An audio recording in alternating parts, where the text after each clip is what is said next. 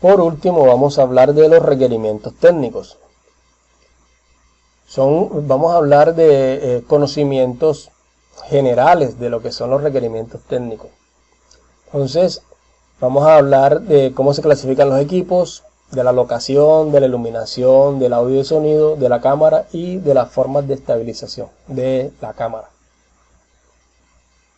Entonces los equipos los podemos clasificar en utilitarios, que son equipos completamente automáticos, en equipos semiprofesionales, que son semiautomáticos, y equipos profesionales en los cuales prima el factor manual, o sea, casi todas sus funciones son manuales, y son manuales para que te den toda la libertad de tú organizar el equipo a la manera que tú quieras. Locación. En la locación hay que tener muy pendientes qué tanto podemos controlar los elementos dentro de la locación, o sea, qué tanto podemos controlar el silencio ambiental que hay en la locación. Muchas locaciones son muy buenas visualmente, pero el sonido nos va a complicar todo. Si no tenemos micrófonos especializados, nos va a tocar mandar a todo el mundo que haga silencio, y eso va a ser complicado. Entonces, en la locación también tenemos que tener en cuenta los elementos dentro del plano, porque todos los elementos que estén dentro del plano nos deben servir para contextualizar a los personajes. Todo lo que quede dentro nos debe servir para contar algo de los personajes, o para contar en qué ambiente estamos, cuál es la capacidad económica. También nos puede dar un detalle del personaje, algo que esté dentro del plano, como una corbata, unos guantes de boxeo. Todos esos elementos nos dicen algo del personaje. Y otra cosa importante en la locación es tener claro dónde están las fuentes de luz. Están las luces de la casa, pero también están las ventanas. Las ventanas son importantes como fuentes de luz. Si no tenemos luces, nos va a tocar estar cerca de las ventanas y buscar la forma de que esa luz que entra por las ventanas nos sirva a nosotros para el video. En cuanto a la iluminación, si tenemos iluminación artificial, excelente, porque podemos controlar todo. Siempre podemos guiar la luz hacia donde queremos, y si tenemos banderas, como esto que está aquí, podemos rebotar la luz.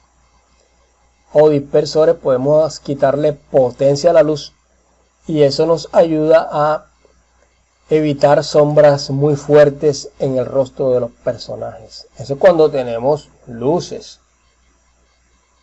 Las luces podemos rebotar la luz y podemos tener la luz siempre controlada a nuestro favor. Tenemos un esquema de 3 luces. Este esquema lo pongo aquí para que veas más o menos la altura de las luces que utilizamos. La luz fuerte de la Key Light es una luz que está casi a 45 grados del personaje, 45 grados sobre el personaje. Está siempre es más alta que el personaje. Tenemos una luz de relleno que tiene una fuerza del 50% con relación a la luz fuerte, y un backlight para poder separar el personaje del fondo. Eso es cuando tenemos luces. Aquí vendría la cámara. Esto mismo que está aquí nos sirve también para entender cómo se iluminaría de forma natural, pero bueno, ahora estamos hablando de tener luces. Estamos hablando de iluminación artificial. Aquí está como se ve el Key Light, la luz fuerte. Aquí nada más está la Key Light puesta. Miren que la luz es poderosa, es dura. Mira cómo se forman las sombras bien marcadas. Entonces, para evitar esas sombras marcadas, tenemos una luz de relleno. O sea, aquí tenemos una segunda luz que entra por acá, que es luz de relleno, que dispersa un poco las sombras, hace que las sombras sean más suaves. Esta luz es más dispersa y es menos potente que la Key Light. Y una luz back, o sea, una luz que viene de acá atrás, que nos ayuda a separar al personaje del fondo, a darle como más perspectiva, que se sienta, que tenga profundidad. Esta backlight le da mucha belleza arriba de la cabeza a la persona. Bueno, la iluminación natural. La iluminación natural, o sea, la luz del sol.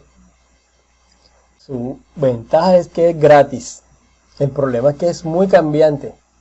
O sea, cualquier nube, cualquier objeto que pase, cualquier cambio de temperatura va a hacer que cambie la línea de la luz. Entonces, ¿qué nos toca, por ejemplo, si estamos, como cuando estamos grabando en interiores? Identificar la dirección, por ejemplo, las ventanas. ¿Y cuál es su ángulo? Cuando estoy hablando de su ángulo, del ángulo de incidencia, estoy hablando de la hora, porque los buenos son, por ejemplo, no es conveniente grabar a mediodía porque el sol está arriba. Es mejor grabar cuando el sol está perpendicular, cuando el sol está a 45 grados. O sea, ni desde las 11 hasta las 2 no grabaríamos. Pero en las otras horas sí nos sería muy bueno grabar porque el sol está perpendicular. Entonces los rayos del sol entran en un ángulo de 45 grados y nos sirven entonces para iluminar mejor.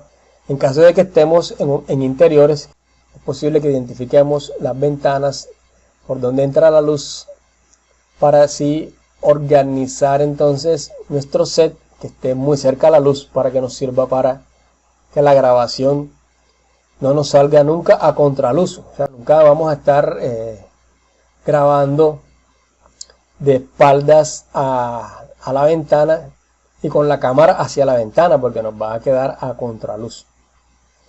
Tenemos que buscar que esa línea de luz que está entrando por la ventana le caiga de manera frontal o un poquito a 45 grados al personaje. Bueno, esas serían las apreciaciones para trabajar con la luz natural. El sonido. ¿Qué tan controlable es el sonido en la locación? Es importante que podamos controlar la cantidad de sonido dentro de la locación. Si no tenemos micrófono, tenemos que buscar la forma en que no entre tanto sonido ambiente a la grabación. Ya con micrófonos ya la cosa cambia. Con micrófonos nos tocaría utilizar un micrófono boom y una grabadora de audio. Y estaríamos haciendo 3 planos de audio, o sea, grabaríamos las voces de los personajes, pero también grabaríamos el ambiente para hacer una mezcla de audio que se sienta más real en la escena. Cámaras. Vuelvo a repetir que las cámaras, hay cámaras utilitarias que son completamente automáticas, nada más hay que prenderlas y ellas mismas se enfocan y también tienen la exposición automática. Tenemos unas cámaras semiprofesionales que pueden ser automáticas y al mismo tiempo manuales, tienen las dos facultades. Tienen opciones automáticas y opciones manuales. Y las profesionales cuyas opciones la mayoría son manuales.